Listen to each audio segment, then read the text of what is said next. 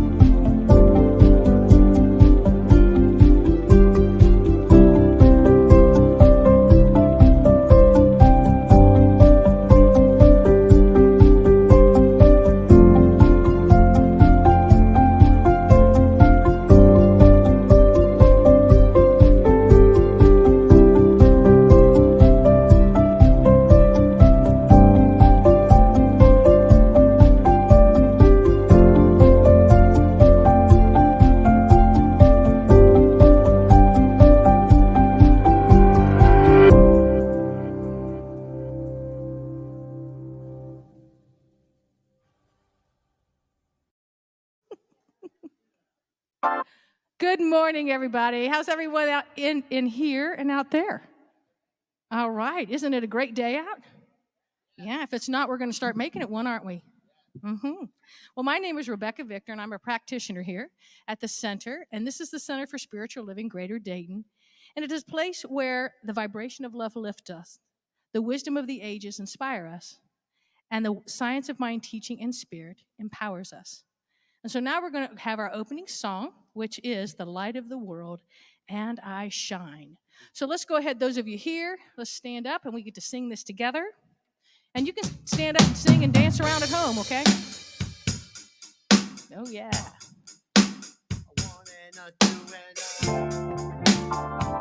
Yeah, I like that out there. Go for it.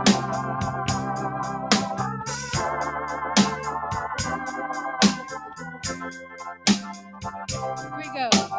I am a light, I am a light, I am a light in this world. I am a light, I am a light, I am a light in this world. And I shine, and I shine, and I shine so bright. And I shine, and I shine, and I shine so bright. We are light, we are light, we are light in this world. We are light, we are light, we are light in this world.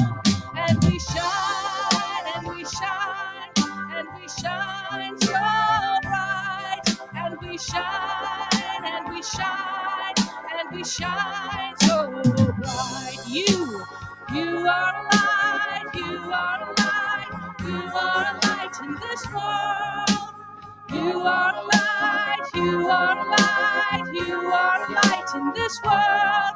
And you shine, and you shine, and you shine so bright.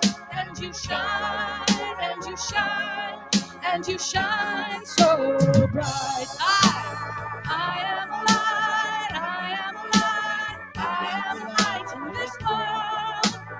I am a light, I am a light, I am a light in this world. And I shine, and I shine, and I shine so bright. And I shine, and I shine, and I shine so bright. And I shine, sing it. And I shine, and I shine so bright. You are so nice out there. And I shine, here we go. And I shine so bright. Yeah. Isn't that a nice thing to claim? Knowing that we each get to shine in our own way, each get to cast a different color of the rainbow, right? So, we are an inclusive spiritual organization here. We teach qualities and values like oneness, compassion, and love. We honor you and all people wherever we are on our spiritual journeys. One of the things that we do in this community is we learn to create the world that we want to see. And we do that by knowing that we have a vision.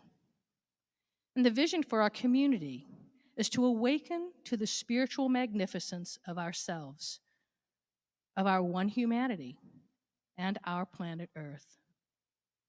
We have a mission to transform ourselves and thus transform the world.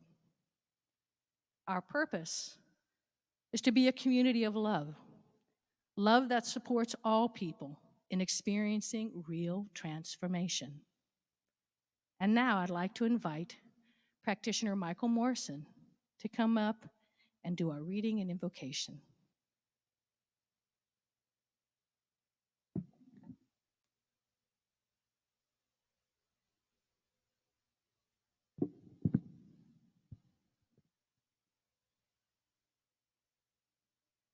Good morning.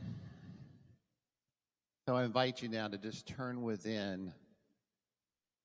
Turn within to that conscious connection with Spirit, the very essence of life that flows around us, through us, and as us. That Spirit which is the very expression of life itself, the wholeness of life, the enjoyment of life, the divine that we experience as the mundane. It is all one. It is Spirit. And so we open our awareness to its presence. The presence of love and compassion and truth, wholeness, completeness. And we rest in that truth, knowing that we are one with it. We are where it shows up in this world as its expression. And for that, we just give thanks. And I send forth this blessing of good, this blessing for the experience of the divine each and every day, especially right here, right now. And we simply release it, and so it is. And now we turn for some time of meditation and contemplation. Again, turning within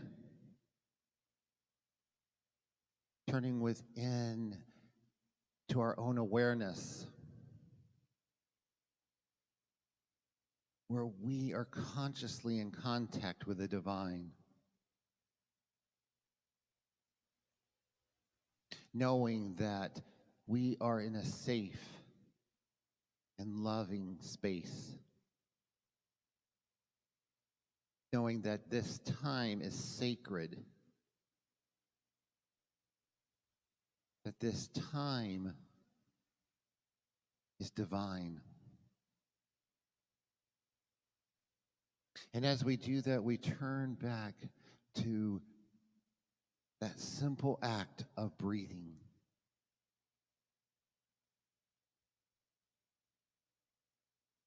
The conscious in-breath of the breath of heaven. Knowing that all life, everything that is necessary for growth and rejuvenation is inhaled with each breath.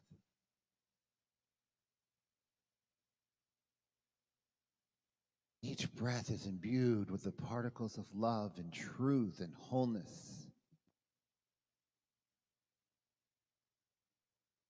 And knowing that all is complete, we know that everything that is released in our exhalations that is no longer of value to us is released for its own rejuvenation, to regain that spark of love and joy and truth, for the cycle to complete again, to continue and continue and continue. So allow that breath to just move within you, releasing all tension, releasing all anxiety, releasing all fear. It simply melts away.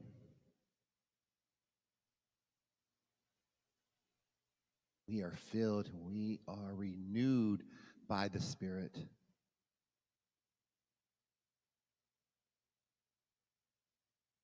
Again, all that which is not necessary is carried away, lovingly, compassionately, as it returns to Spirit yet again.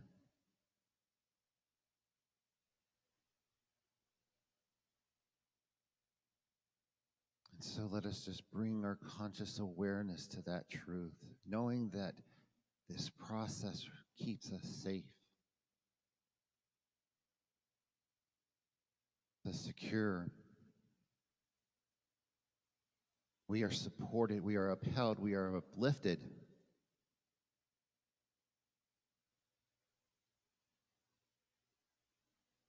And as we rest in this,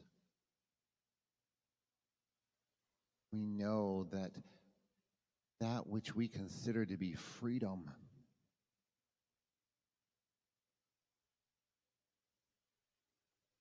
is our very nature. We are free of all bondage, of all lack, of all limitation.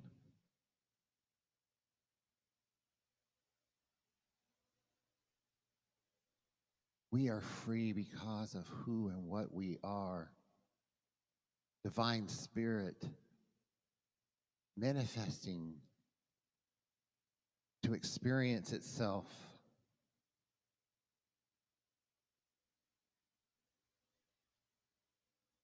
And so we stand in truth. We stand in conviction that we are free, that we are whole, we are complete, we are perfect just as we are, just as we choose to be, because of who we are.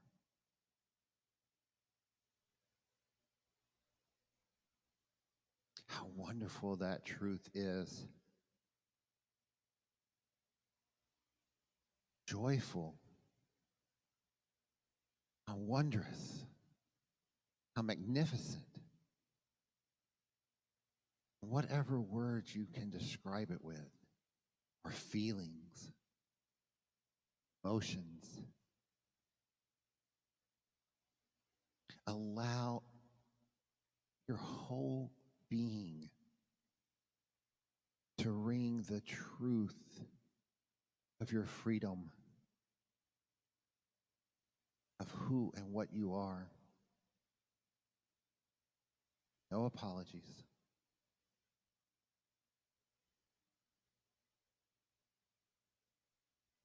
And knowing that as you do this for yourself, it is the truth of each and every one of us.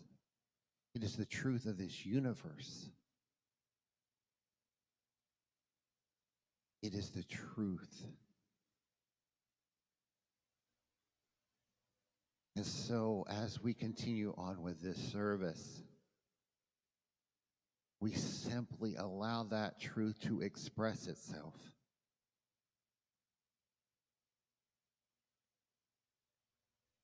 And to unfold, and to lift us up, and to lift each other up. Now and forever. Namaste.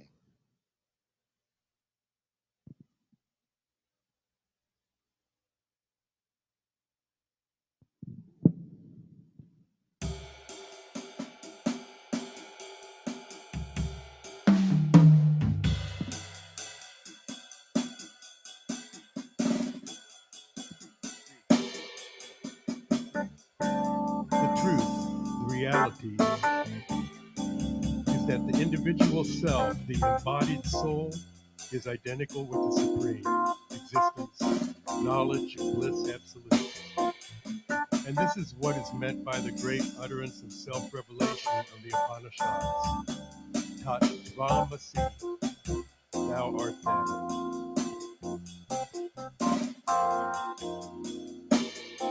Thou art that.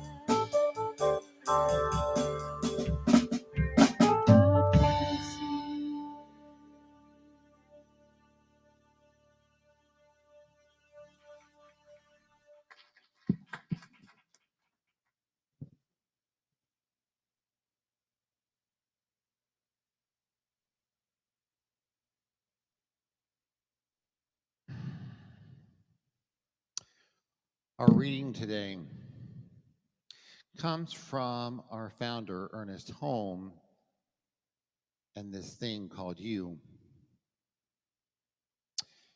You have not been left alone to fight a losing battle or contend against powers of evil. You have been left alone to discover your real nature, that as an individual, you may consciously unite with the law of life and the presence of good. Just keep right on knocking at the doorway of your consciousness until every no becomes a yes, every negation an affirmation, every fear a faith. You cannot fail if you remain steadfast. Finally, the letters of bondage will drop from you. You will walk out of your self-imposed prison only to discover that the door was never really locked and the windows were not actually barred. You were bound merely by chains of unbelief. And so I'd like to invite Practitioner Becky back to the pulpit. Thank you.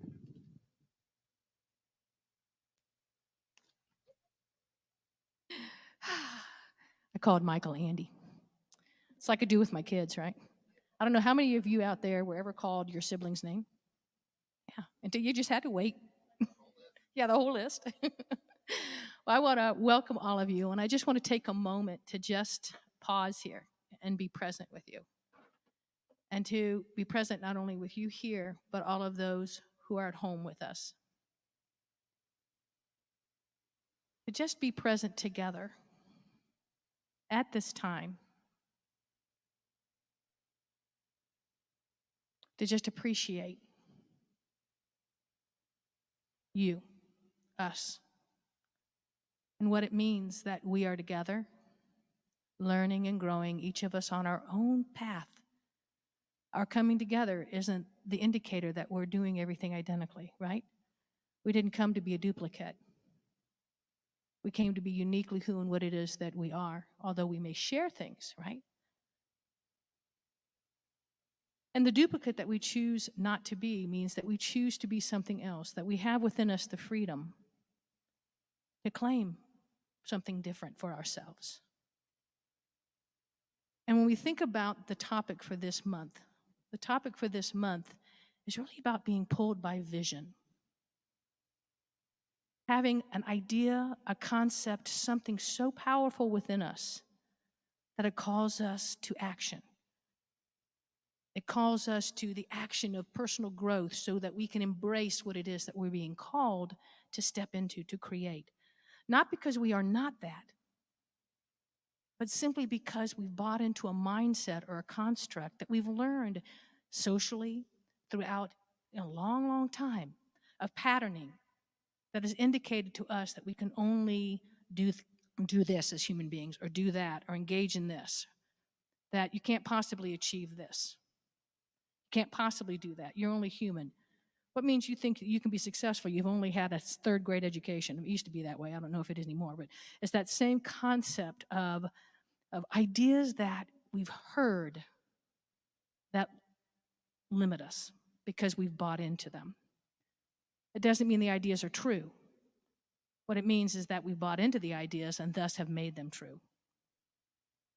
Now, what I really appreciate about this reading today is if you don't have this book and you like Ernest Holmes or you're curious about Science of Mind and Ernest Holmes, this book, it's a little book called This Thing Called You.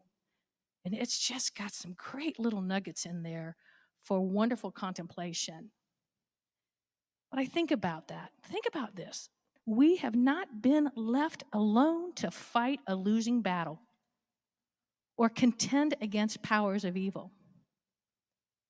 We have been left alone to discover our real nature. That, as an individual, we may consciously unite with the law of life and the presence of good. Now, when we think about the times we're in, and it's been throughout history, right? But the times we're in feel really chaotic right now. Would you agree? Yeah, everywhere you look, up seems to be down, left seems to be right. We're not quite sure what's going around. We used to be able to rely on things, but we're not quite sure what we can rely on now. It's changed so much. And we feel like there's this battle going on. But I want to introduce you to an idea, if I may, that has a lot to do with that piece of the reading today, and then we'll go into the rest of it in a minute. And it's the idea that there's a child, let's say you have a parent, and you have a child, and they got a child, and the parent leaves the child, just puts him in the backyard and leaves him, doesn't come back. All right? Child's left to deal with his own accord. Now, that child may or may not go very far, huh? And I don't know about you, but when I think about that image, it makes me sad. It just kind of really does not feel good. Anybody else that way? Yeah, I'm seeing some nodding of heads, is why I've asked. But I want to show you another image. And that, when I think of that image, thinks about the idea of us being left alone to fight a losing battle. But I want you to picture also a parent who's left their child in the backyard because there's a world in the backyard to discover. And that parent hasn't left the child alone, but that parent has left the child to its own discovery. Because the child gets to experience and go whatever direction they feel called to go because, ooh, what's that over there? And let me look at this and let me look at this. And they come and they run in. And I used to come, I don't know about you, but I loved rocks. And I would come in and I'd have a box of rocks and they'd be sparkly and I'd run, Mom, look, and I'd pull them all out. And she'd patiently look at them. But that was my discovery of the backyard. For me to discover, not for my mother to discover, not for my neighbor or my father or anybody else, but me to discover. And so I want to, while we're talking about this, for you to hold on to that kind of a sense. When you think about a child in the backyard discovering, or you discovering, how many of you were left to your own devices to discover stuff? Yeah. So I want you to kind of hold that image of the power of that discovery. Because part of what we do here in Science of Mind at the Centers for Spiritual Living is to learn to see ourselves differently than what the world has taught us to see. For the world has taught us that we're victims. The world has taught us to be afraid. Because in the world, that's what it appears to be. Okay? And there's nothing wrong with the world. We have come to enjoy this world. We've come to appreciate the beauty of the backyard. But it's not all of who we are. We're taught and encouraged to open ourselves up to the possibilities that who and what we may be is a whole lot more than we might conceive in this moment. That in fact, what he was talking about right here, you have been left alone to discover your nature, that as an individual you may consciously unite with the law of life, the presence of good. You get to unite with that which you belong to, right? That's what we're here to do. Not as a victim, but to discover and remember that even though we're here doesn't mean that we're any more separate from that which is the source of who we are, the source of good, than we've ever been. We've never been separate. We can't be separate. We cease to exist if that's the nature of it. So here we are in this process of learning and discovering. But how do we do that? We're learning these teachings at the Centers for Spiritual Living, that are asking us to step outside of the boundaries of what we believe to dare to believe that we're something more. And I don't know about you, but that has been a journey for me. Has anybody found that a real easy journey? Anybody struggle with it? Oh yeah, one minute I think, yeah, I've got it together, and the next minute I turn around, so really, and I had to get off mic on that. But anyway, the idea around it is that even in that moment, I'm still a part of the all. I'm a part of the all learning to discover me. And I'm not about to beat myself up because I called somebody a name. But what I get to learn is pause and say, where do I want to come from? I don't want to come from that. I want to come from love. But it's not easy at times because, I feel defensive. I feel all of a sudden that somehow something outside of me has more.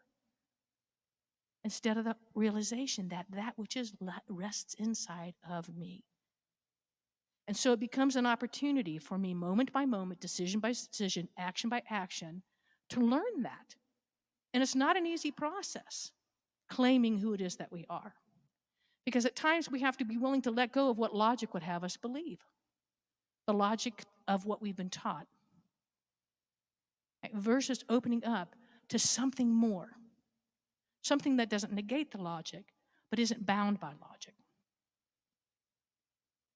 Now, the Centers for Spiritual Living talks about visioning, talks about the power of prayer. And that's what we're going to look at a little bit here in this whole construct. Like, how do we move from this idea of being this person that's controlled by conditions to being somebody that's manifesting conditions?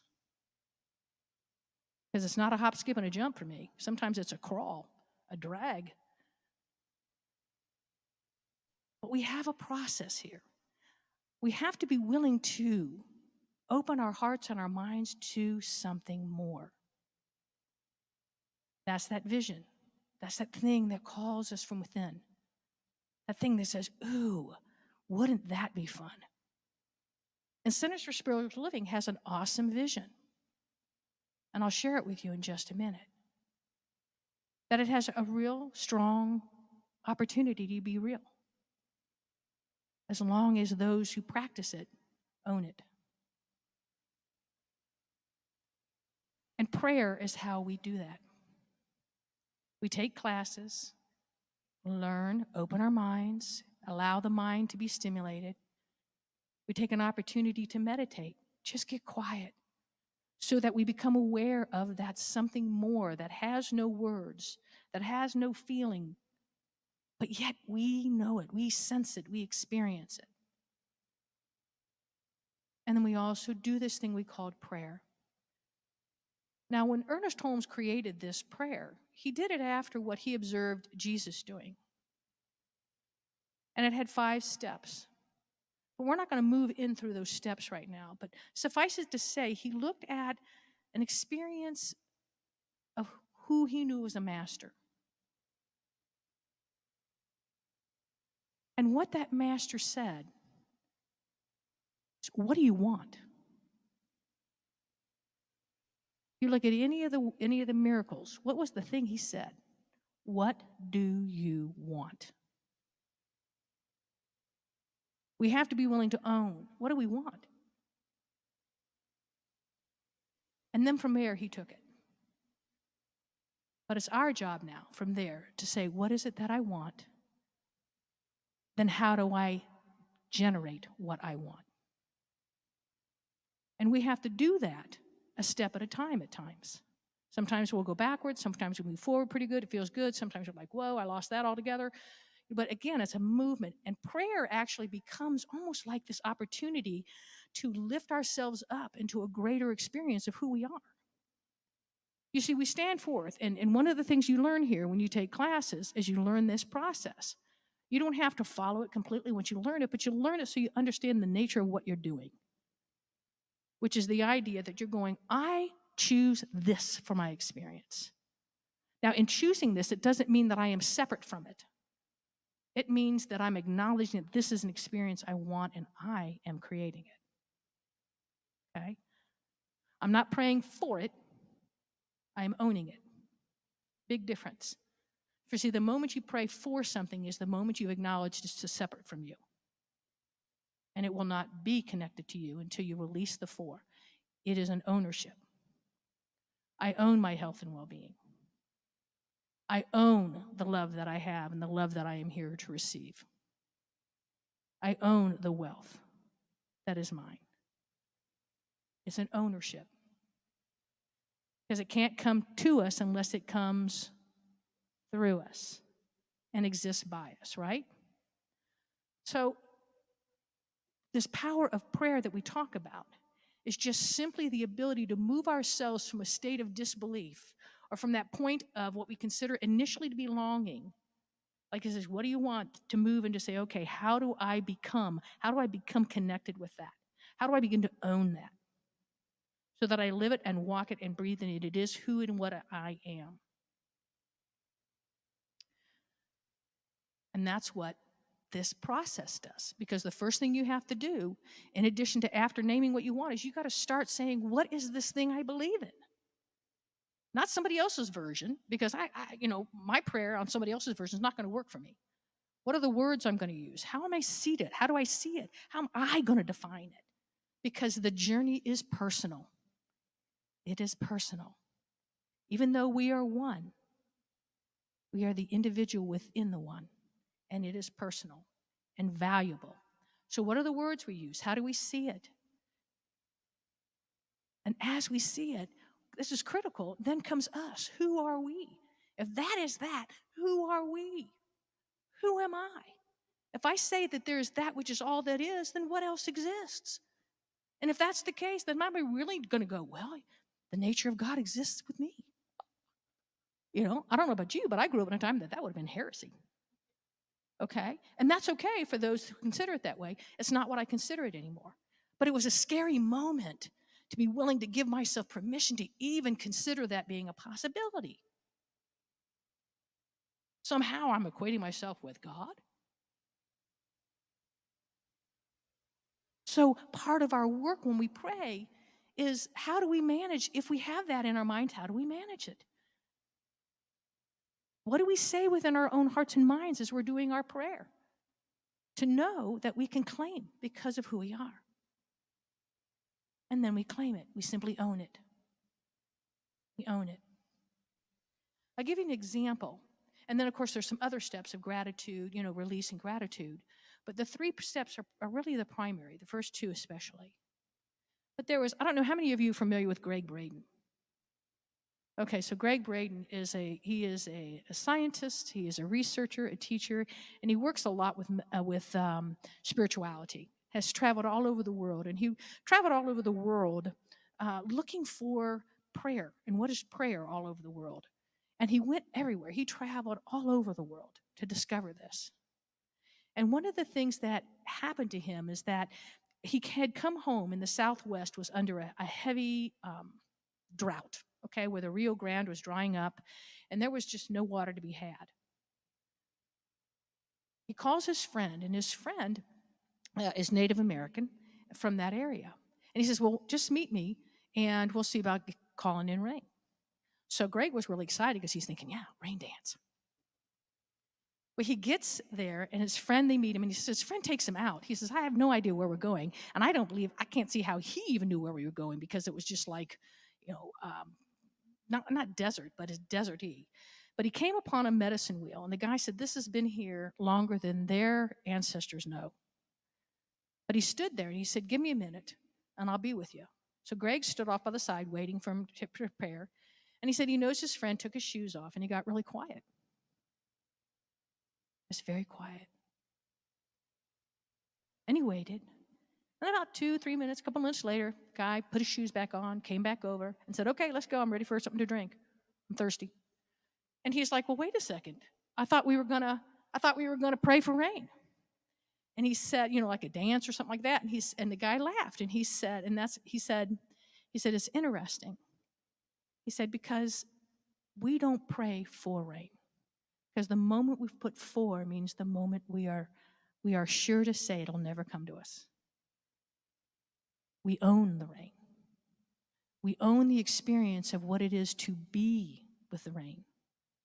He said, I took my shoes off because what I did is I I recalled and felt what it was to feel the mud on my feet, to squish it between my toes at the Pueblo. He said I could smell the rain and how it smelled, and it made the earth smell. I could feel the moisture on my skin.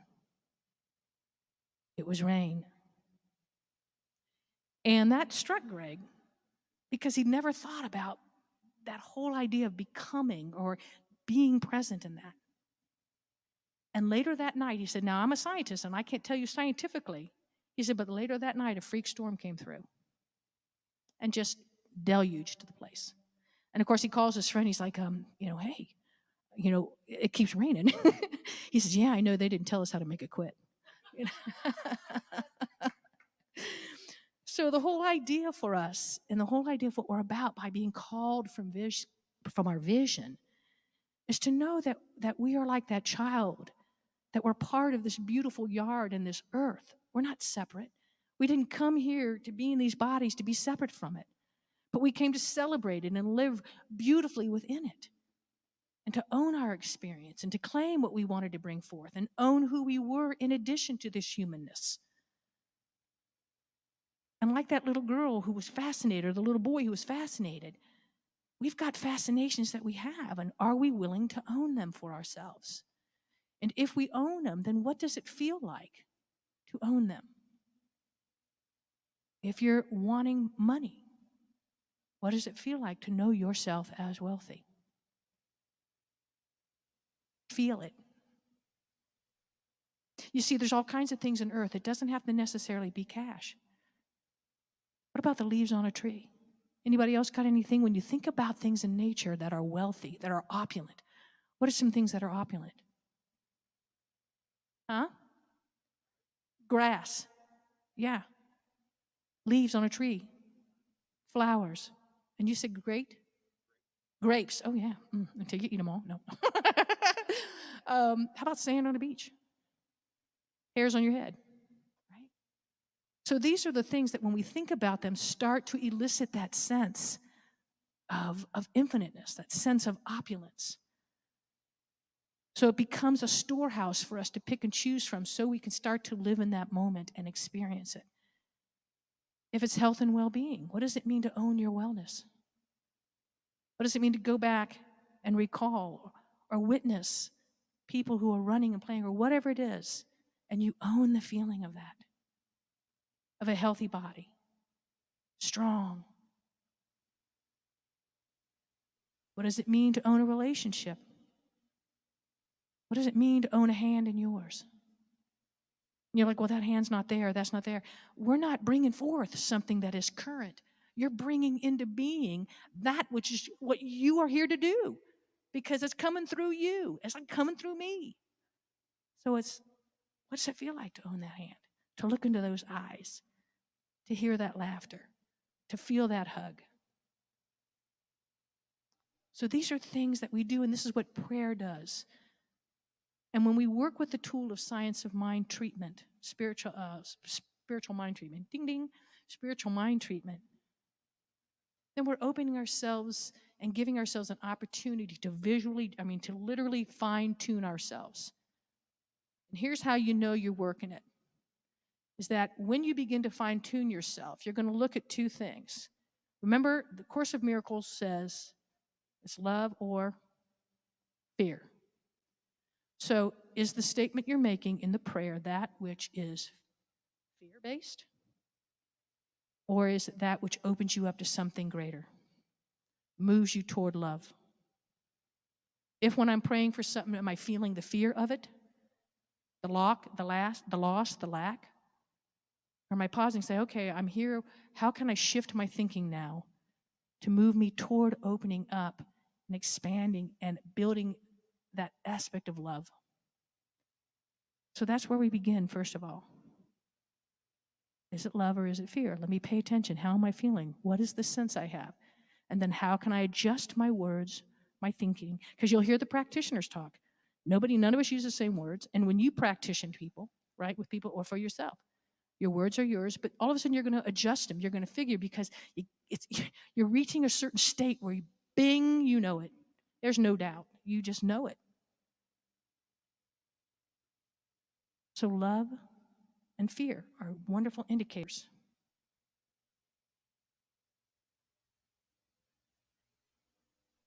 And you know what? My mind just went completely blank. Don't you just love that? I'm sure you go, yeah.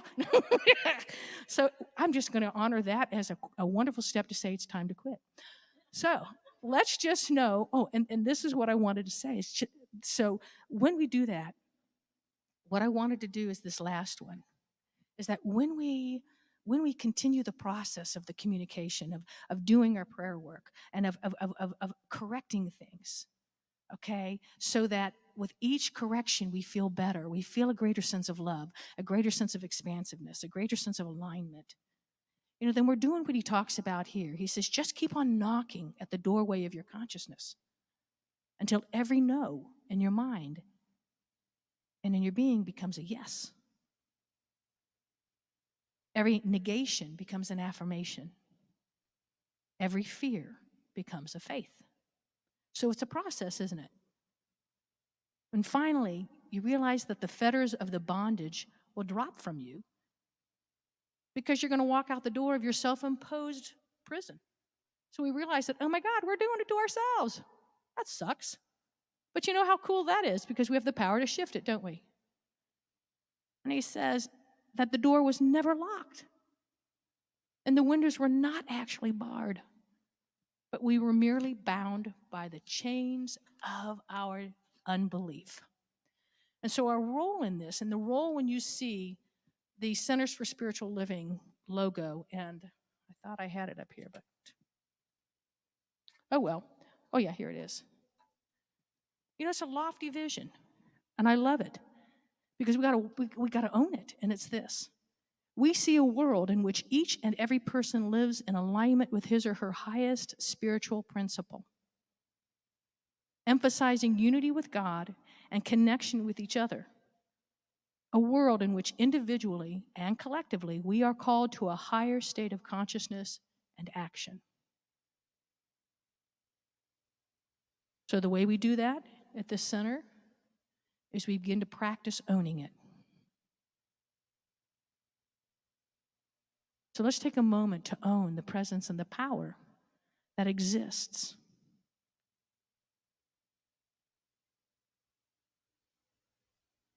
And so,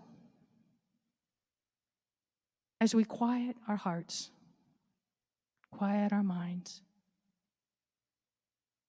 we turn to that within us,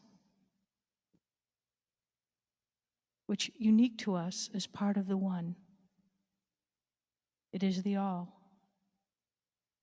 And how grateful it is that we can approach that all through the experience of our own being, the things that we are passionate about. What is through us and as us, that which is life, which is us, expresses and experiences its own nature. We welcome a new way of understanding, a new way of experiencing, a new way of knowing, and a new way of living and being that is in alignment with our personal journeys. For we know that love is that which nurtures us. Love is that which is truly life. It is what we are, it is who we are.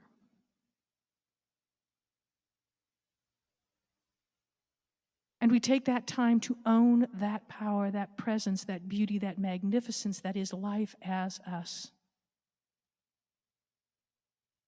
And that as us, we step out into this beautiful world to discover, like that child in the backyard, all the beauty that is there. Each of us finding our own things that delight us.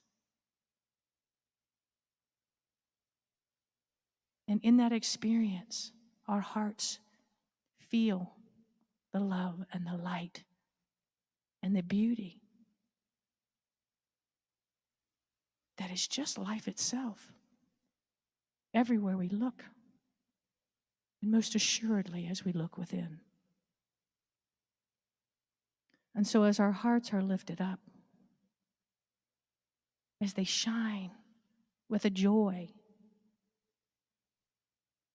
We simply just breathe it in, giving ourselves permission to discover and to lay claim to who it is we are and what it is that we are part of.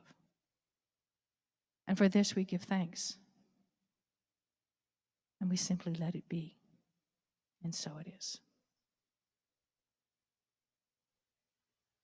What's next? I don't know. Oh, yes, we're singing. Okay. We are the ones. Becky is a busy girl this morning. She's going to take one hat off and put another one on. Can I do Uh-huh. You're very good. Yeah. Good job this morning. Very good. Thanks, Al. You are awesome. This is a song by Karen Drucker.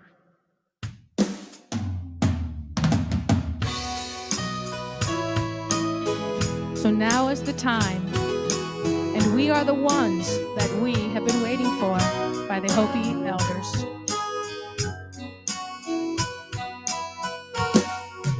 We are the ones that we've been waiting for. We are the ones who will make a difference. We are the ones who will change the world.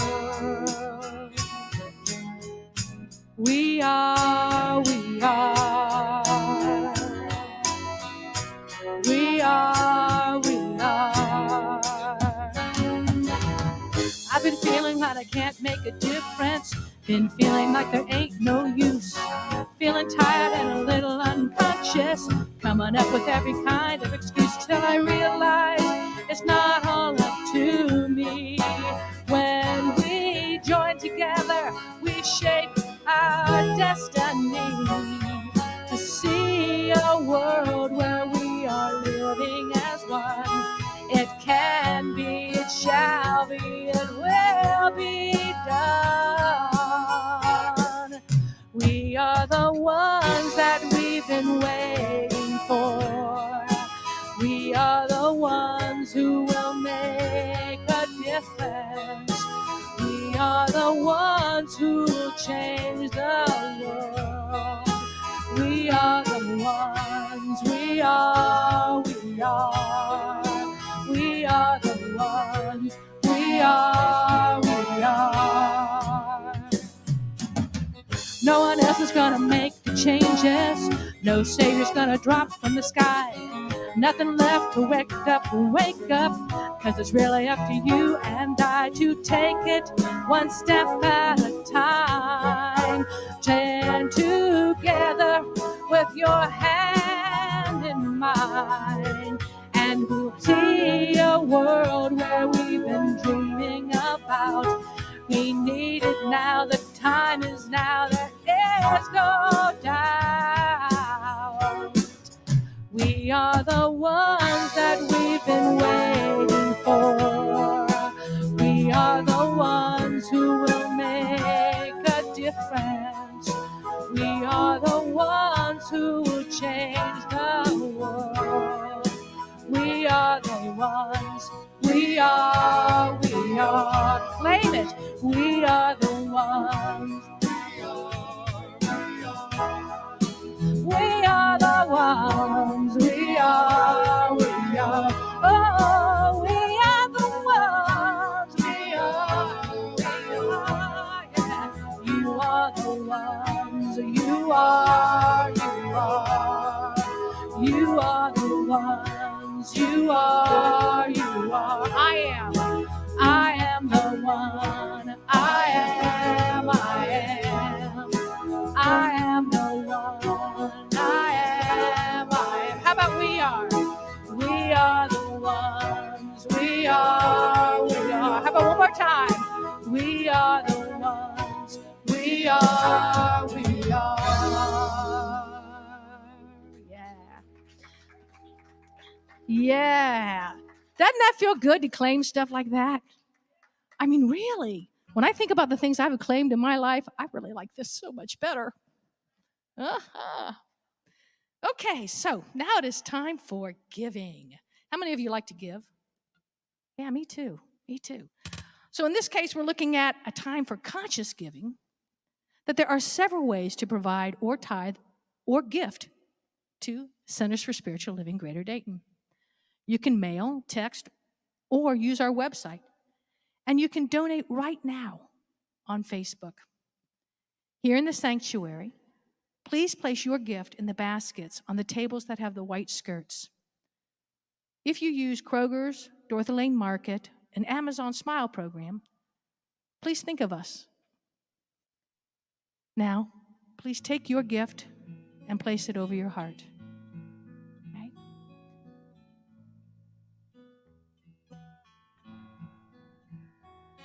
The good of God is intangible substance.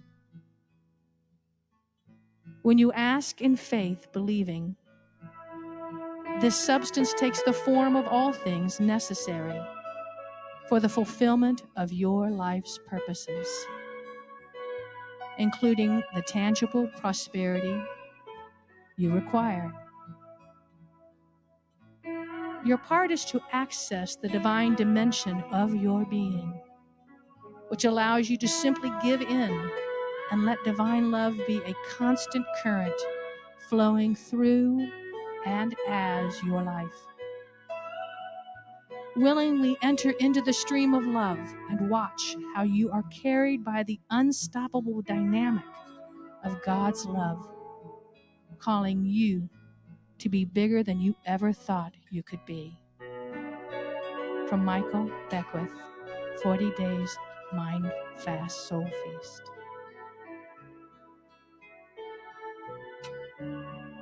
I'll call Michael up now.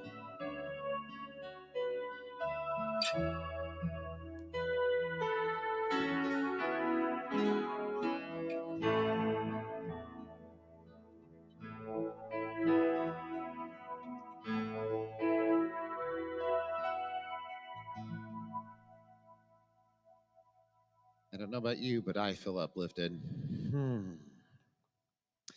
So now for a few announcements. We will be holding membership classes starting July the 25th.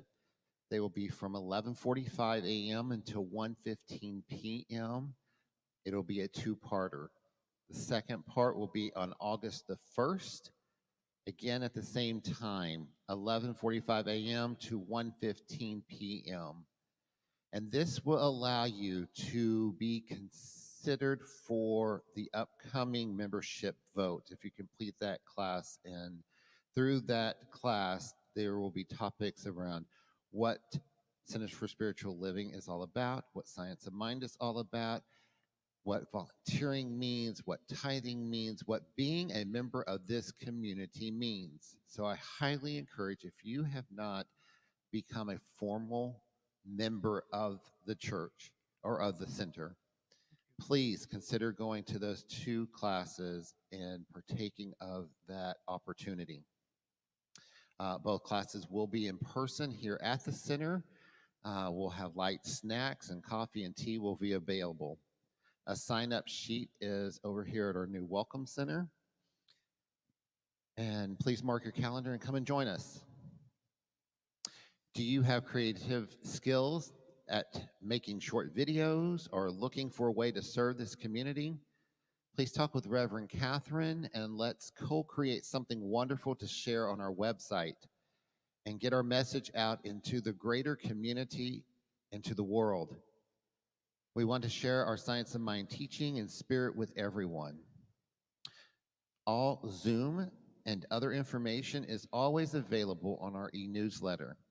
If you would like to receive that weekly e-newsletter and you have not been receiving it, please let Reverend Catherine know by leaving her a message or text at 614-506-4261.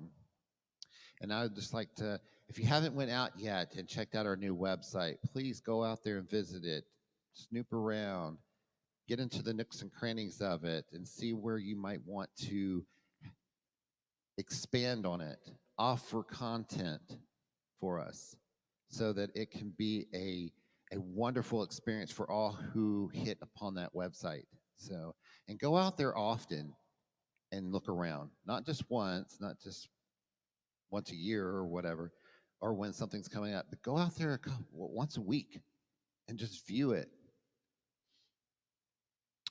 And now for prayer request. So if you would like prayer, we are available to you here at the sanctuary right after our service for those practitioners that are on site.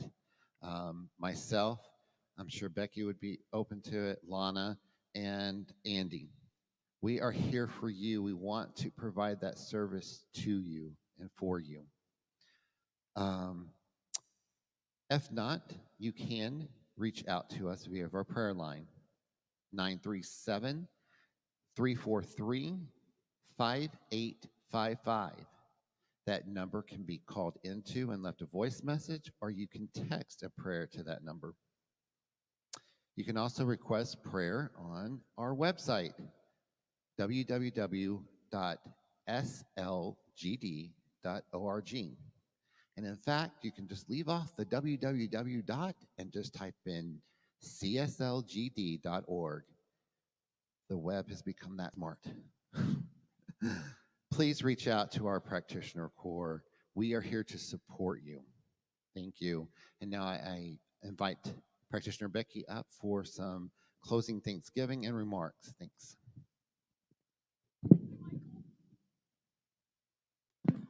Thank you, Michael.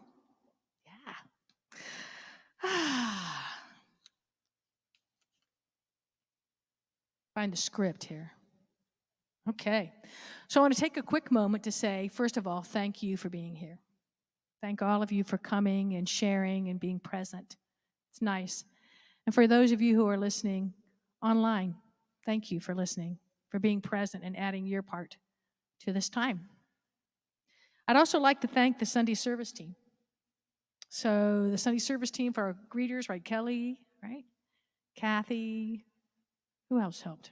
Yes, Andy. Yes. Thanking Michael, too, for his work. I want to thank the Higher Mind Band. Kenny is our music director. Dan Hefner and Jim Browning and me. And thank you to Practitioner Michael. I think I said that, but I'm going to do it anyway, for your sacred service. Also, thank you to Practitioner Emeritus Marge Russell for holding the high watch. And Andy, thank you for holding the audio video for us. I appreciate that. So if you just send them all a bunch of love and praise on our Facebook page, that would be cool. And you'd shake our and you know, oh, thank you. Thank you. Yes. Yeah, thank you. Thank you. And yes, please go visit the website. I'm a little, biased, because Nate made it, but but I'm not going to say too much because I know Reverend Catherine wants to say a whole bunch. So, it's really nice, and I'm very grateful. And Reverend Catherine is very open to new ideas and new ways of communicating and connecting, and that means on the Facebook page as well. Now that we are, let me see here. Now that we are open, your sacred service is a gift to our center. So please see Kathy Rice in the back or any member of the Leadership Council for ways that you can serve. Reverend Catherine is on vacation until the 23rd. Good for her. Yeah. Yes, she needs it. She's just been a hard worker. And we will resume daily morning community spiritual practice on the 24th. And then the Thursday's community connection will be on Zoom on the 12th of August. So let's affirm this together. I allow Spirit to fill me, to overflow, revealing divine truth. All right, so let's go ahead and enjoy some music as we end the service today.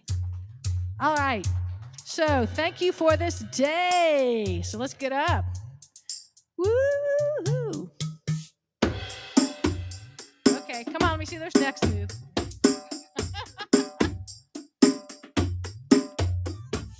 Thank you for this day, Spirit. Thank you for this day. Thank you for this day, Spirit. Thank you for this day. This healing, this this healing day, this healing day. Thank you for my friends, Spirit. Thank you for my friends. Thank you for my friends, Spirit. Thank you for my friends. My wonderful friends. My wonderful friends. Thank you for my health, Spirit. Thank you for my health. Hear it. My wonderful, my radiant health. Yes. Thank you for my wealth, Spirit. Thank you for my wealth.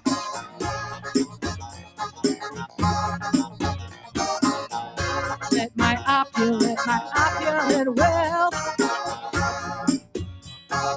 Yes, let's claim it.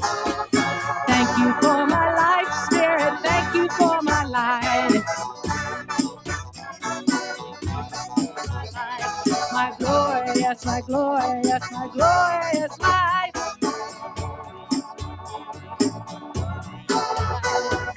Thank you for this earth, Spirit. Thank you for this earth. This beautiful earth.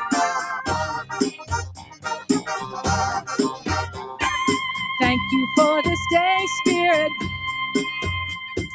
Thank you for this day, Spirit. Yeah. Thank you for this day, Spirit. Thank you for this day.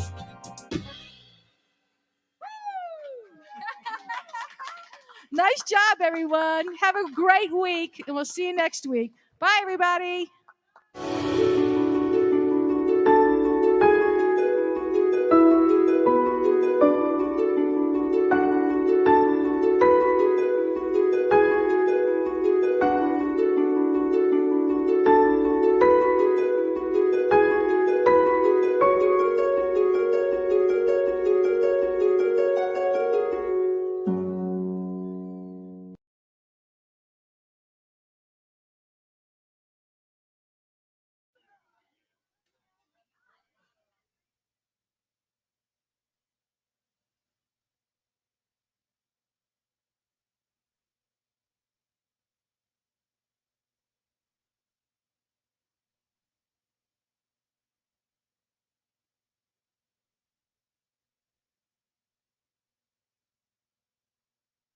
So, remember when we had